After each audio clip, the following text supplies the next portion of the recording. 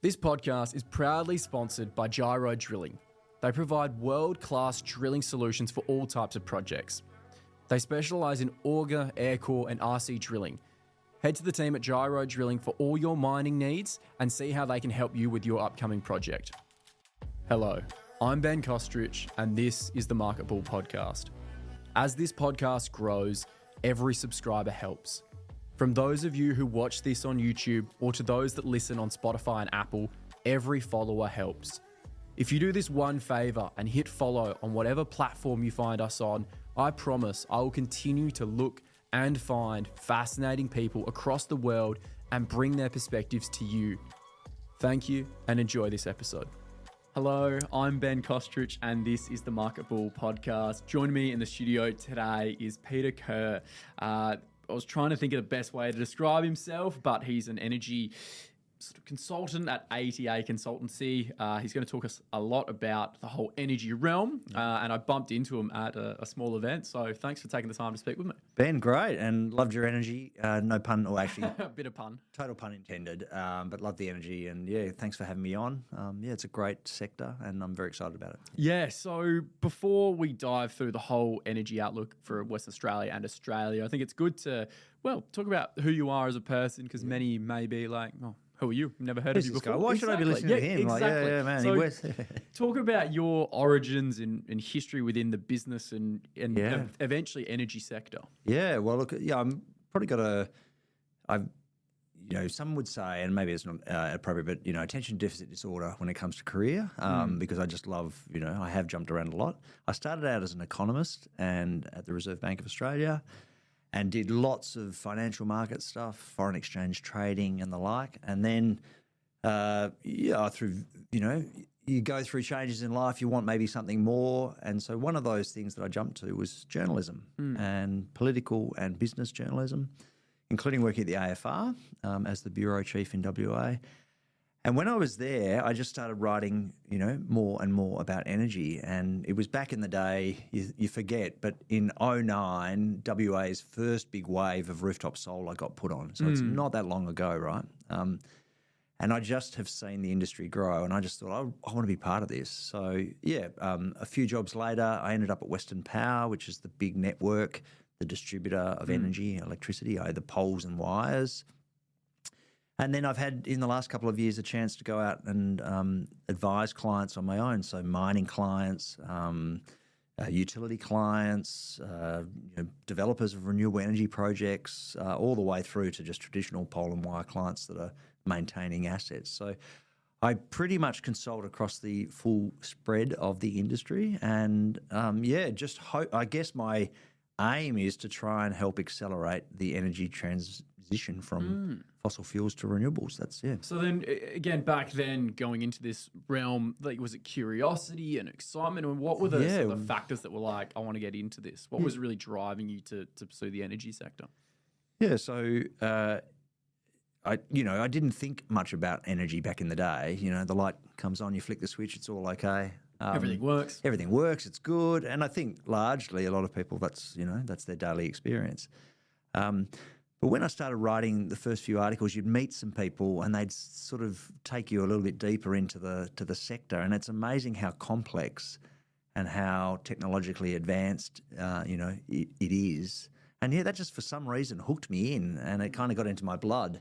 And so you start following and talking to more people, you work in the industry, you learn a bit more about actually how it's all produced, you see some of the new innovation coming through, and it just captured my imagination. And on top of that, you've got the chance to potentially make a big difference in what is a once in a 2-century change that we're going through. We are transforming our energy system from a fossil fuel-based energy system to a renewable energy system. So that's pretty cool to be part of. And I mean, being within that, you would have started, you said around the 2009 period of time? It's around that. So there must have been huge fluctuations with the whole energy sector since then. Oh, well, it's interesting that WA's last major power plant that was built was in 2009. It was a coal-fired power station called Blue Waters in Southwest. Now, at the time, everyone thought this thing's going for 40, 50, 60 years. is on the verge of being closed down because of the impact that renewable energy is having on it, and of course the associated environmental concerns that people have with that power. So literally in a decade, things have been upended in terms of what we used to think the system would be. It was a very linear, kind of consistent, you could plan, very easily, to today where it's dynamic, requires a lot of computing power to help balance the system. Yeah, so in that 10 to 15 years, there's been a massive transformation. And so, yeah, we've gone from probably 80% to 95% fossil fueled power in WA in that time. And some days we're at 85% renewables. So it's almost flipped on its head some days, yeah. So then when we're talking about the spread of energy, there's quite a few resources that we use to contribute to this. I mean, can you just, explain a bit of what the energy mix is really in West Australia, maybe more so to Australia? Yeah, so they're slightly different. The first thing to say about WA is it's isolated. So what do I mean by that? It's not connected by a wire to any other electrical system. Generally, electrical systems are interconnected to other, neighbouring networks, so that it's more efficient that way, and there's always backup. So WA is slightly different in that respect. So we have coal for about a third of our power on average.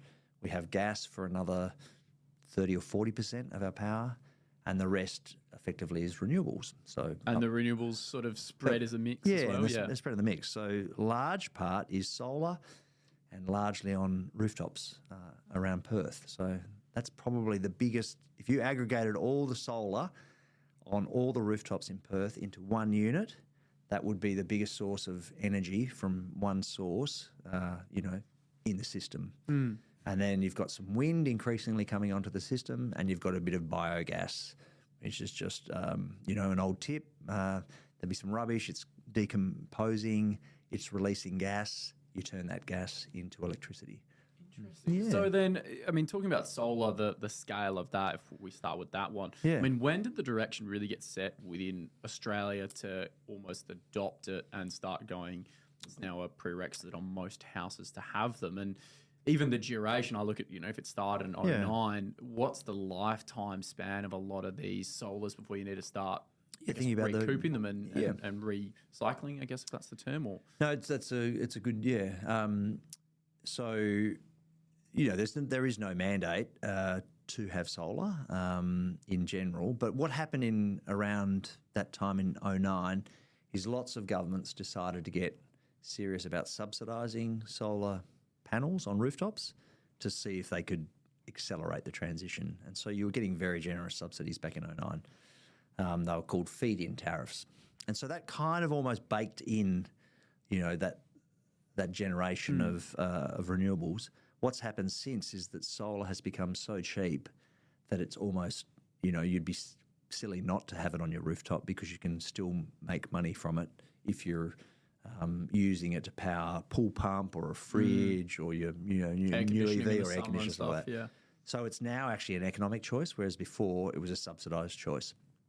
So that's probably the broad sweep of it. In terms of the longevity of the system, absolutely. Inverters might last 5, 10, 15 years, and the inverter is the thing that takes the energy, the direct current from the solar panel, turns it into AC that can be used by the grid and by your appliances. And so those inverters might last, 10, 15 years, and then you have to replace them. The panels tend to last longer, but eventually they, either there's better tech that comes along or they do degrade. And so you do need to replace it. But the thing is, when you get to a significant scale, everyone's replacing them at slightly different rates. And so the system keeps growing, if you like.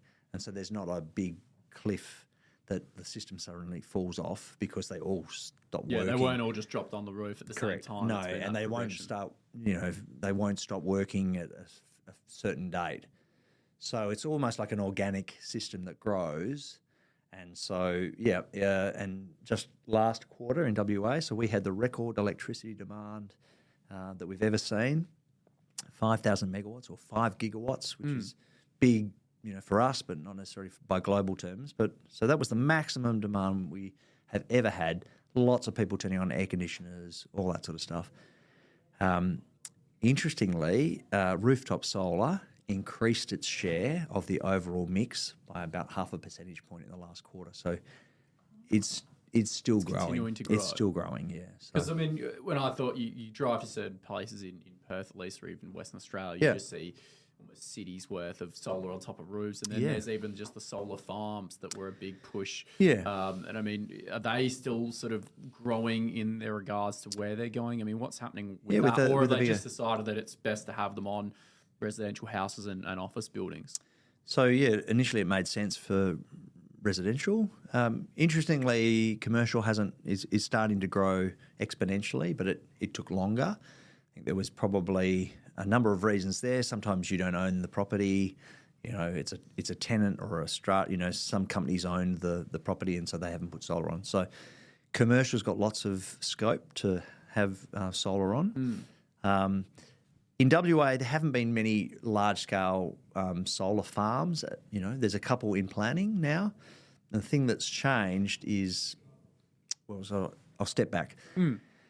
Why are there not a lot of big solar farms? Because you've got all that solar on the roof, they're competing at the same time, i.e. the sun's shining in the midday, and that's when you're trying to sell your electricity from a solar farm and you're competing against all this rooftop solar. So it's hard to make money. What's come along in the last 5 years is very cheap battery storage. So a solar farm can now take that power, store it in a battery, and then push it out onto the grid at night, so you can phase shift that power. And so that's been the big game changer for solar, and also manufacturing costs have just fallen through the floor. So there's been a 40% reduction in the cost of solar panels even in the last 2 or 3 years. So the economics are getting even better and better. So larger scale solar and batteries are a thing. Wind is increasingly a thing as well. There are some constraints about how quickly you can connect them into the system, how quickly you can build them. Yeah. Because there's a bit of a supply chain issue, but they are starting to grow more and more. And then there's a very nascent industry in offshore wind. So these are poles that are stuck out near Rottnest Island or wherever. Victoria is probably the most advanced state in that regard. They've got a they'll be the first one to get an offshore wind farm of all Australia.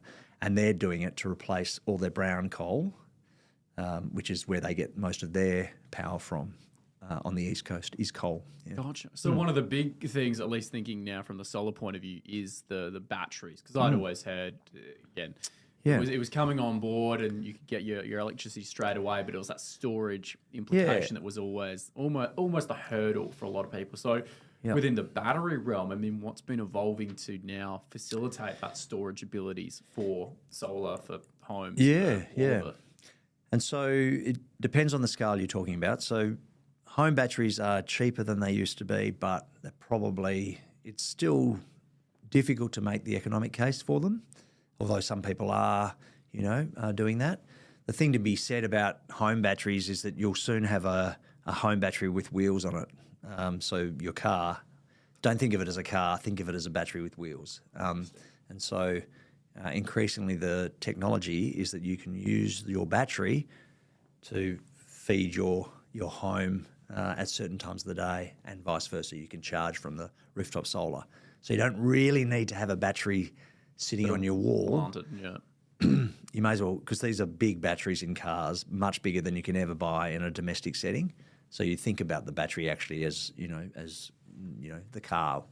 And there have been a couple of trials where people have given away cars to people if they can, in a strata situation of apartments. And so as long as you give them control of the battery so it can help balance the electrical load in the strata, you get the car and you can use the car. But then at night you come home, plug it in, and the system uses the battery to help balance the system. So it's lots emerging, lots of incredible tech, not quite there yet. It's still a bit expensive for homes, but there are definitely people adopting it. And There are even things like community batteries, so a bigger battery parked in a park that can be shared by 100 homes, for example. And so you just buy a little slice. It's like having a bit of a Google Drive in your park. So that's the residential end. What's changed on the larger scale? I think the automotive industry actually is where things have really, kicked off. They've had to try and concentrate on cost, on the weight of the battery and the energy density of the battery. And there's been some amazing technology, Japanese, Korean, Chinese, going into these batteries. And so the per kilowatt amount that you have to pay for a battery these days is hardly anything. So you can put some of these batteries together at a utility scale and ergo, you have a cheap storage spot for large-scale energy. So that's the thing that's really changed. So it's some of the chemical compositions of the battery have changed as well. How so? If I go into that, because I know there's particularly focus on lithium, of course. But from the chemical position, what's happening with that side of the batteries? Yeah, so look, there'll be horses, for courses. There's lots of different uses, and lithium is going to be a very important player for many, many, many, many years. But even in the last few years, you've seen a change in the makeup of how much lithium you need. And so it used to be pretty standard lithium ion, ION chemistry, and that's good because it's light, it's dense, and it can discharge energy really quickly. So it's got a pretty good use case there. It does have some challenges, with safety. So thermal runaway occasionally can be a problem. Not a huge problem. You can deal with it, but it's a thing. Go back a couple of years and you get to a thing called lithium ion, IRON, phosphate batteries. And so they're taking out some of the more expensive metals, the cobalt, for example, that you might have heard about, and they've got a new composition. Now it's almost as good energy density, it's cheaper than the lithium ion, and it's safer. So that's an advance, there.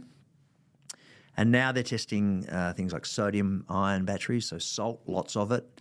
Aluminium batteries, again, lots of aluminium around the world. And then there's another completely different class of batteries that are called flow batteries. And so these are vanadium flow, they're redox batteries. There is actually an iron flow battery which replicates the process of iron rusting and then not rusting. And so and as it rusts and derusts, it releases electrical energy. And so there are companies that have actually produced a successful iron flow battery, if you like. And they are good because although they're bigger, they have you can just add lots of energy storage by just adding extra tanks of electrolyte or the flow material. And so you get a long duration battery.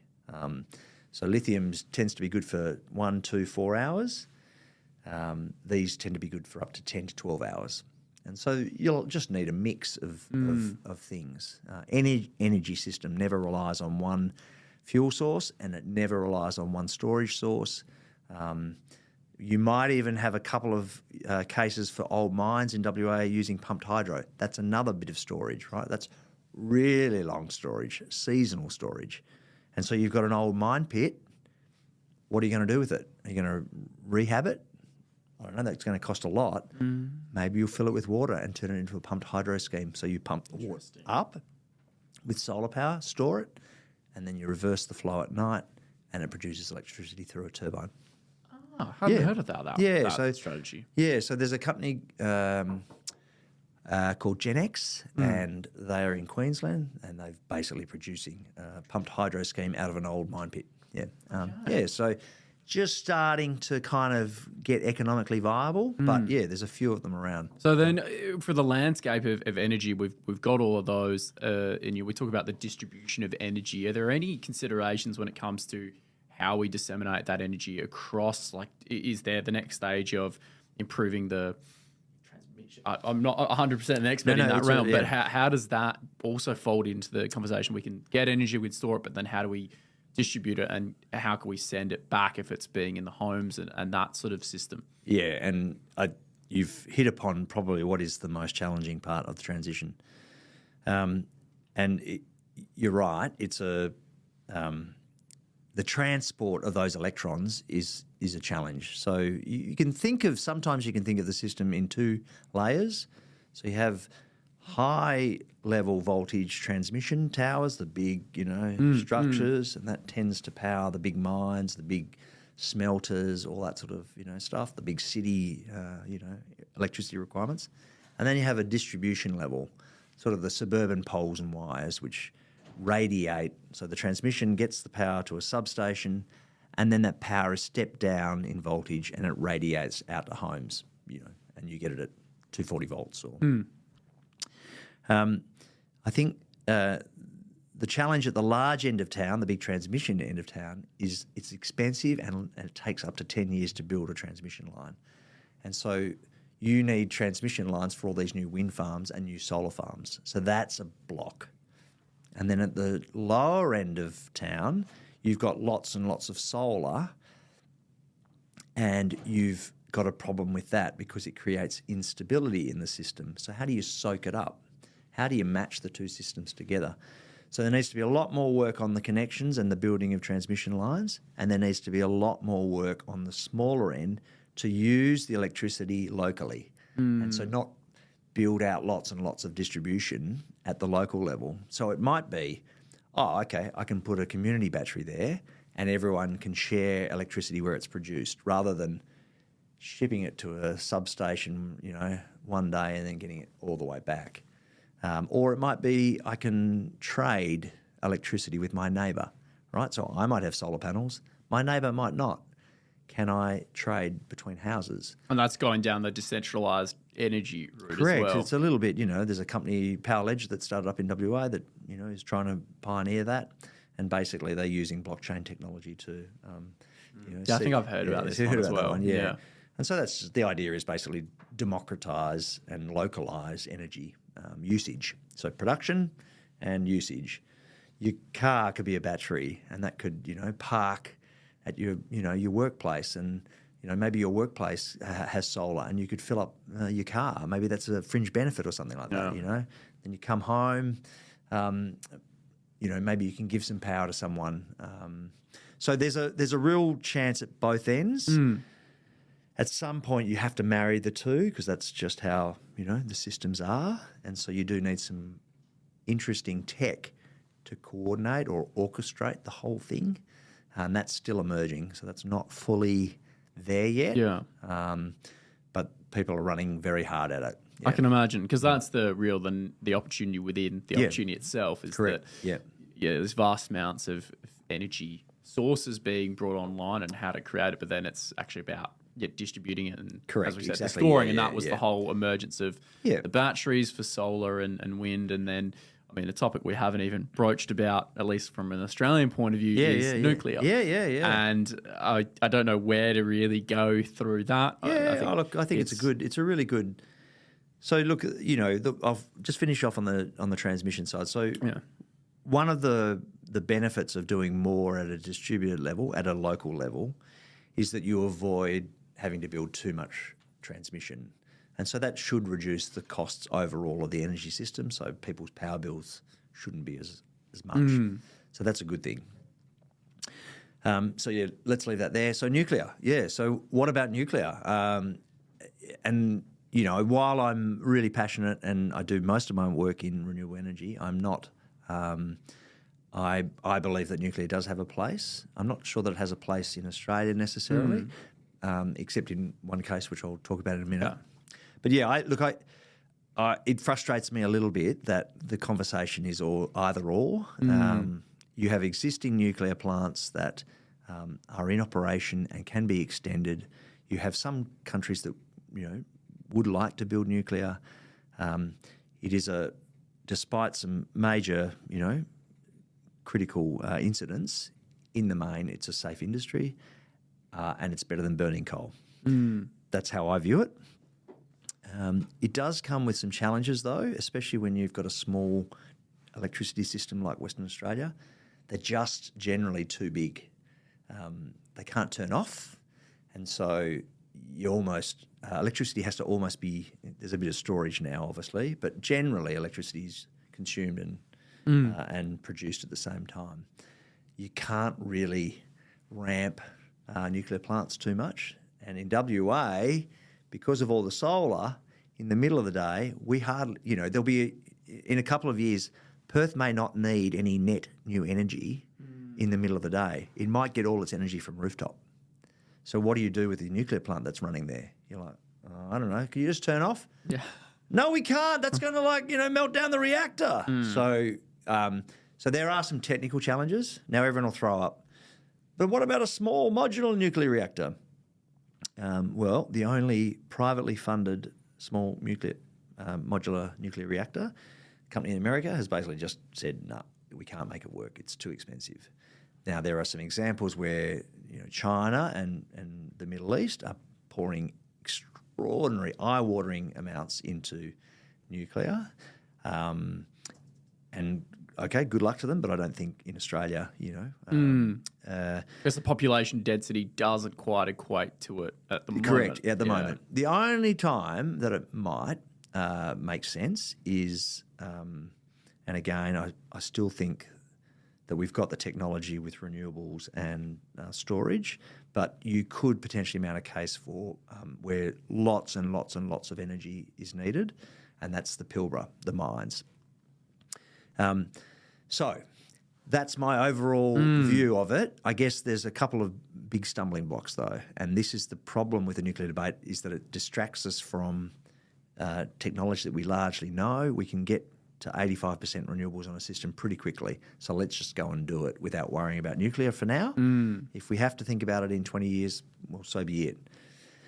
There are two problems. One is it's illegal. And so can you imagine how long it takes to get laws through Parliament, right?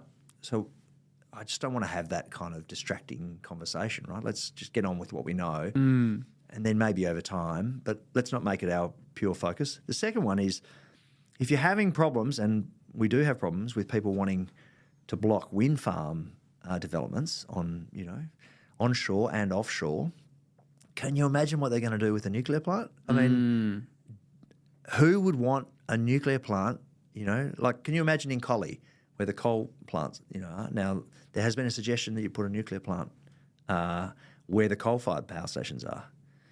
Is that going to fly? And then it takes 10, 20 years to build at a horrible cost. So it's like, look, I'm not saying no, but maybe where it's already going and where there are large population centres with huge electricity needs that are currently being powered by coal, then sure. But I think we're very blessed and fortunate in WA to have this great wind and solar resource with some storage and with a little bit of gas backup. I think we're good. Yeah, okay, because that's the debate rages on about nuclear, and I've had plenty of conversations about it, and I think the global fleet for nuclear is really emerging in countries that have got vast populations and also maybe not necessarily have access to the sun and solar as dominant within Australia. But then, thinking out loud, the winter time comes along in Australia, it's still a bit sunny, but the yields aren't as high. Yep. How do the combinations all flow to make sure that, really in the winter people are using, heating more as opposed to aircon and different energy uses and demands? But how do all those sorts of combinations help to relieve any outages? Because we hear so many people talk about the energy crisis, and I just sort of hear it as a blanket statement. But where does all that really come from? Yeah, and it is, especially for WA, which is not connected to any other energy source, it's a huge challenge. So there's almost reliably every year in WA a 2-week period where there's a lot of cloud cover and the wind isn't particularly strong. And the Germans have this beautiful term for it, Dunkelflaut, which is basically like a renewables drought. So I think everyone needs to be grown up and realistic about that. So, there are challenges in what are you going to do in those periods of 1 or 2 weeks, especially if you don't have huge amounts of pumped hydro, which can kind of tide you through that period. So you might need to accept that you're going to have some reserve power around, and that's gas. And that gas might eventually become hydrogen. And it might be a big plant that just sits there for 2 weeks a year, and it's horrendously expensive, but it's still probably 20% the cost of a nuclear plant, which couldn't operate anyway because nuclear plants don't operate for 2 weeks a year. So, yeah, you're going to need some backup. Storage won't cut it for you. Just like a portfolio that you invest in, right? Diversity is absolutely queen. So it's just like as many different sources as you can. Yeah. As many different geographical locations, which is why offshore might work in WA as well because it's got a different wind profile to onshore. Think about potentially long-term, what do you do with gas storage? Could that be hydrogen storage? And while the electricity produced by that hydrogen might be expensive, what's the alternative? Turn your lights off? Then you've got to also think about your system and, like, is it efficient? And, should we be doing more for efficiency at homes? And, so that's another kind of conversation. But, yeah. Okay. Yeah, so. And, I mean, again, we're going towards this, removing coal and fossil fuels. And, I mean, off the top of my head, I know the Europeans got it for 2050 and not sure what Australia has got them set with the same sort of... Are we, I guess, built and getting towards that point? Because I think the fear in the back of my mind is that we go down this path and then we realise we're not actually ready and then we just sort of kick out the deadline a bit longer and then it's that... You hear people talk about it, we're never really going to be completely obsolete from fossil fuels because it is still such a proven and trusted energy source where arguably at the moment we're venturing into a world of it's all experimental until it's on that global scale. So what's the... His thought process being within that sector and seeing it all unfold. What are your thoughts on that? So look, 2050 is a challenging target to get to 100% renewable. No doubt about it. Getting to 100% renewable is a challenging target. So I think the more pragmatic people in this industry will say, we know how to get to 90% renewable energy on average for the year with existing proven technology. So it's not even really, a trial technology anymore. Wind, solar, and battery storage can get you most of the way. Then you have a problem with the last 10% of the system, if you like. And and so a lot of pragmatic people will say, well, let's use gas, right? We've got lots of it. It's not ideal, but let's not distract ourselves from getting to 90% pretty quickly. Yeah. So that's probably the sort of sanguine view.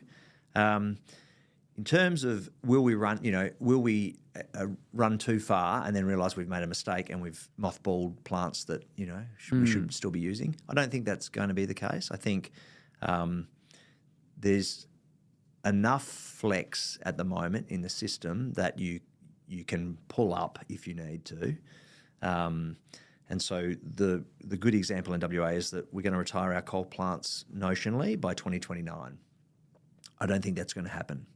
I think they'll extend another 5-10 years. And I think people have got to be comfortable with that because of the challenges of connecting extra renewables. Now, some people don't want to hear that, and some people go, and you're like, well, we should have an honest conversation about it, right? Because you'd rather have them going and using a bit of it other than no lights on. Correct, exactly. And so, would I like to go faster? Of course I would, but I'm also pragmatic about it.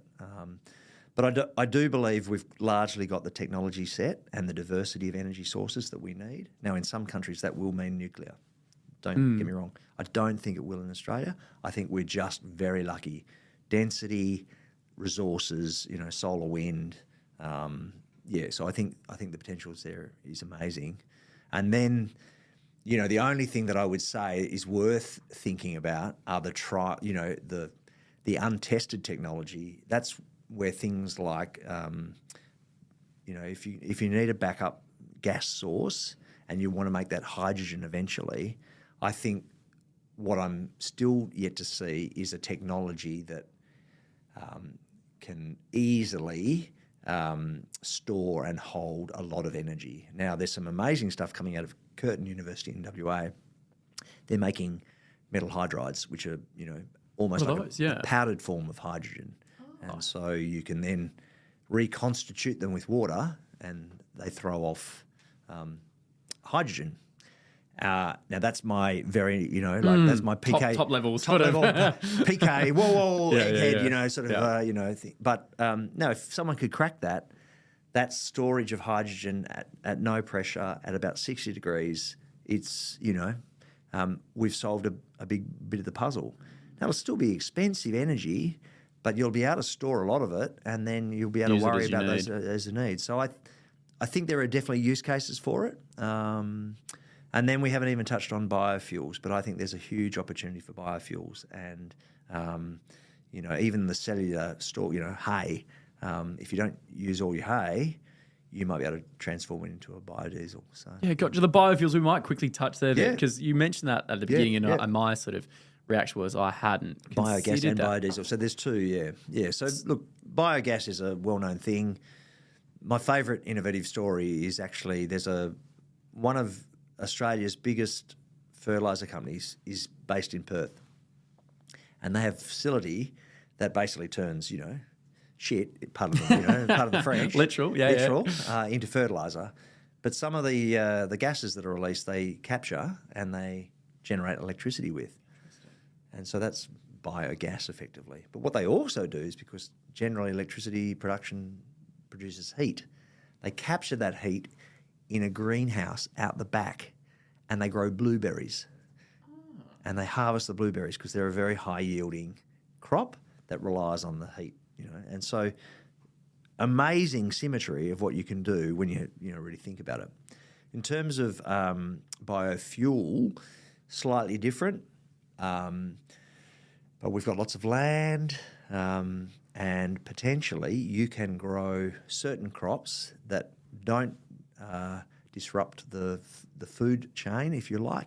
Don't take away food that we need, but is largely sort of scrappy crop, if you like. And there are processes that you can convert it into a usable diesel, a biodiesel. Yeah, I hadn't explored that. I mean, I think that'd be a long conversation. But one that we haven't broached on is the growing infrastructure side of it, more so from electric vehicles and bringing those online, and I guess the mass adoption potentially of those. And you look to Europe and some of their goals towards having pretty much 100% sales of EVs by a certain period of time, which is quite incredible to think about. But then does it translate efficiently towards Australia, UK, USA? Sorry, I mean, rolling through that onboarding process. I mean, that's a massive undertaking in itself. Where does a country like Australia, even start? How do you start? Yeah. So I think, look, we could spend all day on just that question. It is a very important question because it's also bound up in people's habits and anxieties. We talked about that before, right? Yeah. So I've now got a mobile phone, and sometimes I'm freaked out if I've got 54%. Yeah, it's not 100%. I've got to put it on charge. But it's like, well, actually, that'll last me a day, right? And so I've just got to kind of calm down. And it's similar, I think, a little bit with setting expectations around how do you charge your car. And you might not need a lot of energy. Most trips are on average, 30 or 40K a day.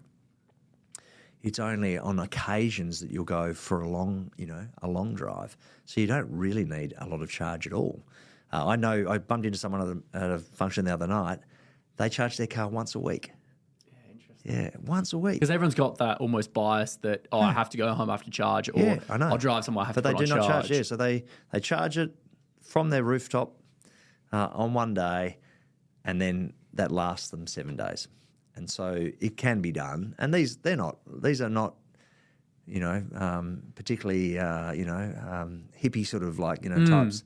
They are, practical people who have got the 9-to-5 job, they're kind of like. So it can be done, but you do have need a shift in mindset. That said, of course you do need some more infrastructure and build out. And one of the other things we were talking about just before we came on was how do you, if you're in a city and you've got lots of cars that don't have garages, how do they charge? So, but there's even some really interesting things, literally popping up, i.e. bollard-style chargers that are in the ground. They pop up and you can plug your car into. Or even the pay machines, your ticket machines will have, charging stations or traffic on streetlights. Yeah. So we've just got to get a little bit more creative with our infrastructure. There will be a challenge for the system to balance it all out. You don't want people coming home at, and I think that's where a lot of it came from. Everyone will be, we get home at 6 o'clock, and everyone just suddenly goes, yeah. And it's like, how do you balance that? Yeah. And then how do you, educate people to go, all right, maybe not everyone chucks it on at 6 p.m. at night. And leaves it on overnight sort of thing. And look, the good thing is that these cars come with incredible software, right? So like a Tesla can tell you when is the best time to charge for your wallet. Yeah. Right. So just let it do it. Right. Like it's all good. I got you. I'm going to be charging at 2 a.m. in the morning. Yeah. Go inside. Yeah. You don't need to worry about it. You don't need to worry about it. I've got this. And so I think eventually people will get comfortable with that idea. Yeah, because we were talking again about the infrastructure rollout, the idea that the petrol station will be completely, well, not completely, but somewhat obsolete in the regards that it will have to shift. And we were talking about, or you were talking about some of the rollouts, at least in Europe and the UK. I mean, can you shed light on a bit about what's happening there? Because we're sadly a little bit behind the ballpark. Yeah, look, absolutely. Although, our own, homegrown Ampol, they're starting to convert, some of their stations to have some electric chargers. Yes, Shell was recently one of, there's others, but Shell recently announced that they're converting a bunch of their stations to EV only. In addition to that, you've got companies like, Tesla that, put these supercharged stations near, a bunch of different cool places to go, like a shopping mall or something like that. And so, again, there's a little bit of behaviour there. So I've been in Norway, had a mate, has a Tesla. We turned up to there was a burger joint, there was a bar, there was a destination. And we hung out there for 20 minutes and the car was charged. It was okay. Like, I survived. But yeah, so that'll happen over time, right? Because and interestingly, for service station owners, it's probably a greater opportunity to earn some revenue from people sitting in your shop, right? Massively. Like so that's one. But my favourite example of is actually in Korea, where because all the service stations, they have the big tanks underneath. So there is a trial in Korea going on for vanadium flow battery. And they're going to store the electrolyte in the old fuel tank. And so basically they'll charge, up the flow battery, if you like, from cheap electricity at a certain point of the day. And then when people come, in the day to, plug their car in, it'll be sourced, the charge will be sourced from these reservoirs of electrolyte, battery electrolyte underground. So look, it's one idea. Who knows whether it gets up? It might be expensive, but at least someone's having a good crack, right? Yeah. And it's like actually repurposing of that infrastructure is also important, right? So you don't have to build new infrastructure necessarily. Just pull out the old pumps and put in some new electric chargers. Now there's some upgrades needed, with transformers potentially, but nothing that we can't contemplate in our existing toolkit. Yeah, and I just see the way, I've had great conversations with my dad at length, being like he doesn't want to wait around for 30-odd minutes for it. Yeah. But then these days, with everyone's access to technology, some people would just happily sit on their phone for 20 or 30 minutes. You could doom scroll for like 30 minutes. Exactly, and just send some emails. And it's, that ability of the whole work transformation, and it's almost like it doesn't seem that far-fetched to think that people might end up spending 20 to 30 minutes at these destination sort of experiences as opposed to just going out, filling up, dipping off. And it might even be less than that. So, if you buy a high-end Mark, with a 800, volt charger, it might be 10 minutes, right? Yeah. And so, sure, over time, like everything, all those, fancy innovations trickle down to, my sort of car. But look, human ingenuity and innovation is incredible, and you see it every day. The management systems of these, the software behind this can help you. He can even tell you, look, I know you're really worried about 100%, but I can get you to there. I can get you to with 2% driving at the efficiency. Right? Yeah. We got this. Only spend 5 minutes there. It's like, when you used to be I used to be a tight ass student, right? And I'd just go to the fuel station and I'd fill up for $5. Yeah, right? Like, exactly. That's all I had. Get me through to the next day. Could I have $4.79 worth of fuel, please? Yeah. Why wouldn't you do that with electricity as well, right? Like, not because you can't afford it, but because you can't afford the time. Same concept, right? I'm just going to plug in to get me home. Yeah. Great. So there's a lot of behavioural economics in this. But, but then, to your point about like people will spend half an hour on TikTok. People also spend $5 worth of fuel driving to get like 2 cent cheaper fuel at the moment, right? Like they'll drive for miles because they think they're getting a deal. It's like sometimes humans are just not rational and interesting. Yeah, and I think that's sort of the fascinating journey that it's embarking on for a global point of view and WA and just where the energy market really leads to. A lot of the argument is all about the EVs and who knows where the technology is going within air transportation, boats. When you go to Europe, you just see hundreds of trucks delivering goods and services. Is that the other evolution within that? And there's just so many, areas that are exploding. So in conclusion, in some regard, I mean, where do you see the outlook for energy going over the next 10-ish years? I mean, I don't know really what the standard is for evaluating. Yeah, look, I think... And you probably would have never considered this starting even back then. It's every 10 years is going to be different for you. Yeah. Look, I think it can be best paraphrased as electrify everything. There's an amazing guy, Saul Griffith. If you haven't heard of him, go and read a bit of his stuff. He makes a really good point. Excuse me. Sorry. He makes a really good point that households will make 5 or 6 major purchases in their lifetime. So it'll be a car, a fridge, a hot water system, He's done some research that if everyone just decided as that next appliance broke to replace it with an electric equivalent, so your gas stove becomes an electric induction heater, that is consistent with us probably hitting globally 1.8 degrees warming because it reduces the emissions because a lot of that electricity is coming from renewable energy and you're not burning fossil fuels in your car anymore. So that is consistent with minimising the impacts of climate change. It's a very simple thing, right? Like I've got 6 choices over the next 10 years. Yeah. Just make them electric. And I think, whether that's road transport, shipping, even close-range aviation, a lot of that will just be electric as well, all powered by renewable energy. So that's sort of where I think it's all going. Interesting. No, fascinating. And I mean, we've covered a lot of ground, and I think the energy discussion is probably not justified within a quick hour-long conversation. But for those that are interested in, I guess, your realm and what you talk about, where you focus, I mean, how can people learn more and probably engage with yourself and even approach you and ask questions first and foremost? Look, great. I always wanted to have a yarn. So I do a lot of I post a lot about the WA energy market on LinkedIn, and so you can search for me, Peter Kerr, ATA Consulting on LinkedIn. What's really good about that is that you get a chance to have a debate, and it's generally reasoned, right? It's not like a yelling, screaming match.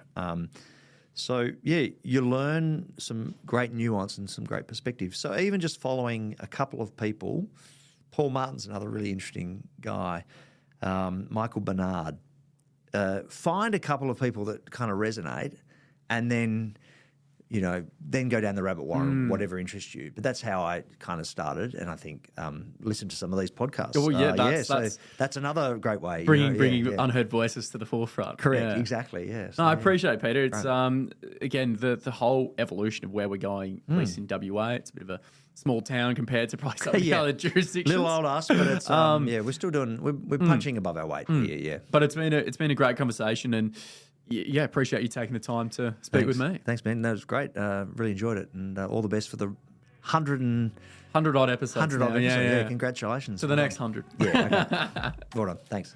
Thanks for listening to the Market Bull podcast. Please remember that the topics and stocks discussed in this podcast are not financial advice. If you enjoyed this episode, please make sure to like, share, and follow.